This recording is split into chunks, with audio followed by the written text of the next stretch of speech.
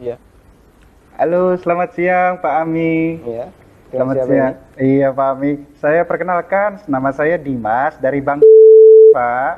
Ada apa Mas Boleh Dimas? minta waktunya 2 menit sebentar aja Pak. Saya ada kabar gembira buat Pak Dua Ami nih. menit ya? Iya, monggo. Begini Pak, ceritanya saya ingin menawarkan ada produk kami yang terbaru, Red Card Platinum kami untuk Bapak. Kebetulan Bapak yang terpilih jadi calon nasabah kami. Cashback, melakukan pencairan dana tunai 30 juta, 2 hari Pak pencairannya. Gimana Pak? Bapak tertarik? Apalagi ini belum ada bebasan annual fee tahunannya Baik, Pak. baik. Sebelumnya saya boleh tanya dulu ya? Boleh Pak? Nggak masalah ya? Baik. Mas Dimas Muslim? Saya, iya Pak, betul Pak. Muslim ya? Alhamdulillah ya. Kita sama-sama Muslim. Iya Pak. Mas Dimas pernah dengar nggak tentang riba? Iya, pernah dengar. dengar ya? Iya, Pernah kebayang bahaya riba nggak? bahaya riba, iya tahu Pak. Mungkin pernah dengar hadisnya atau ayat Qur'annya? Pak, Pernah. tapi Pak, Abi bagaimana? Masih tertarik Pak dengan kartu kredit platinum kami Pak? Nanti kita lanjutkan. Saya boleh cerita dulu? Ya, boleh, boleh. Jadi gini Mas Dimas. Coba Mas Dimas bayangkan kalau ada orang yang berzina sama ibunya. Kira-kira respon masyarakat gimana? Semua orang sepakat jelek ya.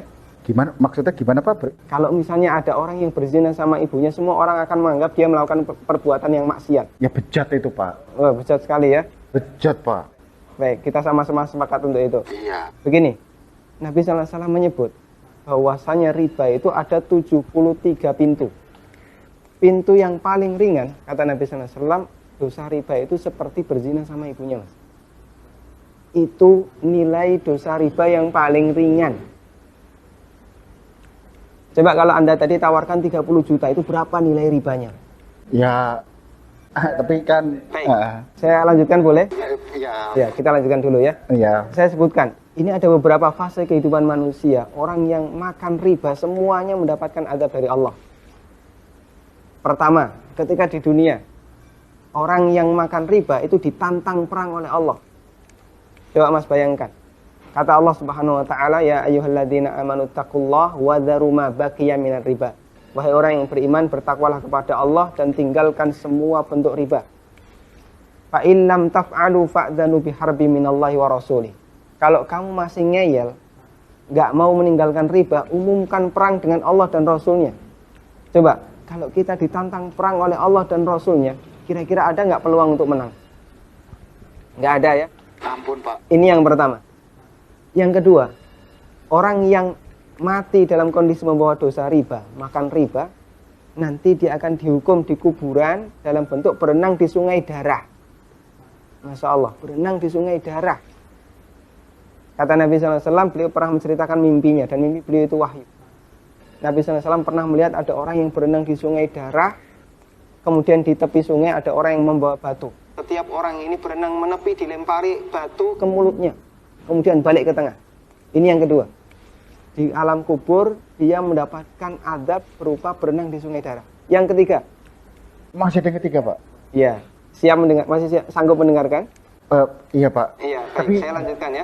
Iya Pak. Yang ketiga, ketika orang ini dibangkitkan oleh Allah dari alam kubur, dia dibangkitkan dalam kondisi sempoyongan, Mas. Allah Subhanahu wa taala bercerita, alladzina ya'kuluna riba la yaqumuna illa kama yaqumul ladzi yatakhabbathu syaitan minal mas. Orang yang makan riba, mereka akan dibangkitkan pada hari kiamat dalam kondisi sempoyongan seperti orang yang kerasukan. Iya Pak. Artinya yang lain berjalan normal, dia sendiri sempoyongan. Menyakitkan. Kemudian yang keempat, tadi sebelum hisab ya, ketika dia dibangkitkan sebelum hisab, dia sudah disiksa. Yang keempat, setelah dihisab, orang yang makan riba itu kan makan harta haram ya. Iya Pak. Makan harta haram, Pak. kita sepakat itu. Kalau kemudian daging kita tumbuh dari sesuatu yang haram, berhak nggak dapat surga? Enggak Pak. Layak nggak dapat surga? Enggak Pak. Sementara tempat di akhirat cuma ada dua pilihan. Kalau nggak surga, Neraka Pak. maka kata Nabi SAW, kullu lahmin nabata bin suhtin, setiap daging yang tumbuh dari sesuatu yang haram, kata beliau, annar aulabi. Iya Pak. Neraka lebih layak baginya. Coba Mas Dimas bisa perhatikan, dalam 4 fase kehidupan orang yang makan riba itu semuanya sengsara. Ketika masih hidup di dunia, dia ditantang perang oleh Allah. Ketika mati, dia berenang di sungai darah. Iya Pak. ketika dibangkitkan dalam kondisi sempoyongan, setelah hisab dia ditempatkan di neraka. Iya Pak. Masya Allah. Masih ada tawaran yang lain? Ampun Pak. Masih dilanjutkan? Saya ampun Pak. Mas Dimas bisa renungkan Iya Pak.